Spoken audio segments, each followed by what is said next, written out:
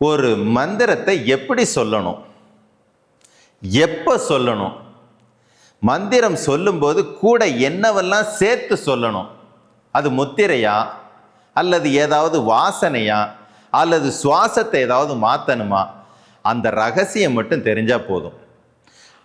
மந்திரத்திலிருந்து வாழ்க்கையில் பெரிய மேஜிக்கெல்லாம் நடக்கும்படியாக செய்ய முடியும்.